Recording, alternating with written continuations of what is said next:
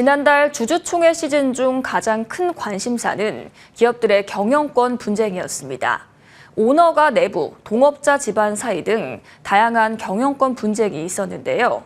이 중 고려아연과 영풍의 결별 선언 역시 세간의 주목을 받았습니다. 두 기업이 75년 만에 갈라서게 된 원인과 전망을 여면석 기자와 이야기 나눠보겠습니다. 어서 오세요. 네, 안녕하십니까. 예, 고려아연과 영풍이 최근 주총 등을 통해 사실상 결별을 예고했습니다. 현재 상황이 어떻게 진행되고 있을까요? 네, 공식적으로 두 기업의 분쟁 시점은요, 지난 3월에 열린 고려아연 주주총회로 보시면 될 것 같습니다.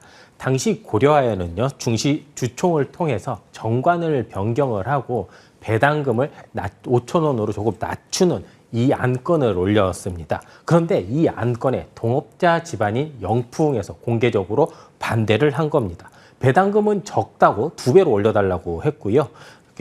정관 변경은 안 된다라고 못을 박은 겁니다. 이를 시작으로 여러 갈등이 표면적으로 이제 표출이 됐습니다. 실제 주총에서는 두 기업의 분쟁이 이제 표대결로 이어졌는데 지금 보시다시피 이렇게 지분이 굉장히 팽팽합니다. 이 때문에 결과도 1대1 무승부였습니다. 배당금 안건은요, 원안대로 통과가 됐고요. 정관 변경은 영풍 측 의견이 반영이 됐습니다. 이후 분쟁은 설인상사란 기업으로 이어졌는데요. 사실상 75년간 동업의 마지막을 알리게 된 겁니다. 그 결과인지 고려아연은 현재 입주 중인 강남 영풍 빌딩에서 방을, 그러니까 이제 사무실을 나온다는 등 이렇게 실질적인 분리 움직임도 보이고 있습니다.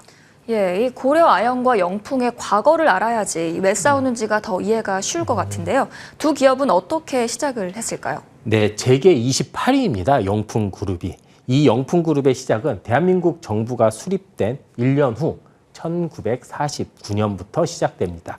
그리고 이후 고려아연은요, 1974년 설립이 됐는데요. 당시 이제 석포제련소라는 우리나라 최초의 아연 생산 시설이 있었는데 여기가 이제 낙동강 상류입니다. 이 때문에 물 오염에 대한 지역민들의 이런 불만이 강했고, 또 당시 정부가 정책적으로 경남 지역에 비철단지 조성을 추진하고 있었습니다. 이 때문에 경남 온산에 고려아연이 만들어졌습니다. 당시 영풍은요, 총 1억 원을 출자를 했고요. 지분 50%를 가져왔습니다. 예, 이렇게 창업주들의 협력으로 고려아연과 영풍이 만들어졌는데 두 기업의 분쟁은 어떻게 시작이 됐나요? 네, 본격적인 분쟁은 고려아연 오너 3세 체제가 시작되면서 시작됩니다. 최윤범 회장이 회사를 신재생에너지, 그리고 2차전지, 수소 등 미래 성장 동력을 이제 육성을 하고자 했었습니다. 이때 대규모 투자가 필요했었습니다. 그런데 고려아연은 대규모 투자를 위해서 부채를 늘리면서 공격적으로 투자를 하려고 했는데 영풍이 이를 반대한 겁니다. 영풍그룹은 대표적인 무차입 경영을 선호하는 그룹입니다. 실제로 이 부분에서 가치관이 맞지 않았고 두 기업 다 부채 비율이 30% 이하로 굉장히 낮은 편입니다. 그리고 고려아연은 이를 위해서 사업 동력을 확보하기 위해 지분 확보에 총력을 했는데요. 한화, 현대차, LG화학 등 이런 우호 지분의 이제 유상증자, 또 자사주 교환을 하면서 우호 지분을 확보를 했고요. 영풍 측은 지분을 직접 매입하면서 지분을 실제로 모았습니다. 고려아연의 증자 등의 이제 여파로 영풍 측의 지분율이 낮춰지는 결과로 이어졌고, 영풍 장씨 일가는 이에 대해 굉장히 반발을 하게 된 겁니다. 예, 그렇군요. 그렇다면 앞으로 두 기업의 분쟁은 어떻게 진행이 될까요? 네, 상호 신뢰를 바탕으로 둔 공동 경영이라는 창업 정신이 이제 오랜 세월과 함께 지내면서 이제 퇴색이 됐는데요. 이 때문에 피도 눈물도 없는 경영권 분쟁이 이어질 것으로 보입니다. 먼저 설인상사라는 기업을 주목해야 됩니다. 설인상사는요, 분쟁의 가장 결정적인 장면 중에 하나인데 제품 공동 판매, 공동 구매를 하는 이런 핵심적인 회사입니다. 그리고 두 회사 창업, 그러니까 공동 창업의 핵심 상징과도 같은 존재인데요.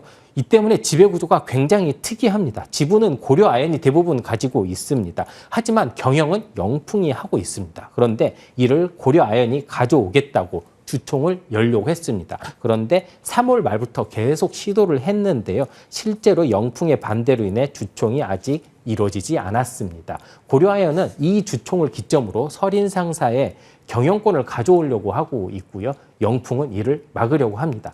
하지만 이렇게 설인상사의 경영권이 넘어가더라도요, 두 기업의 계열 분리는 쉽지 않을 것으로 보입니다.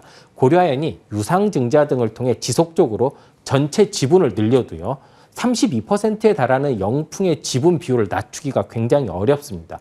또 현재 영풍이 고려아연의 현대차 그룹에 대한 제3자 배정 유상증자에 대해 소송을 냈습니다. 여기에서 만약에 영풍이 이기게 되면요, 고려아연이 진행 중인 이런 유상증자도 하지 못하게 되고요. 특히 공정거래법상 완전히 계열 분리를 하려면 주식 보유 비중이 3% 이하로 미만으로 줄어야 합니다.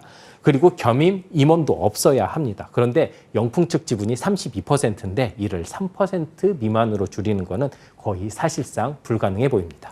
예, 75년간 동업의 마침표가 찍히는 과정에서 기업 가치가 훼손되진 않는지 잘 지켜봐야겠습니다. 네. 오늘 말씀 잘 들었습니다. 네, 감사합니다.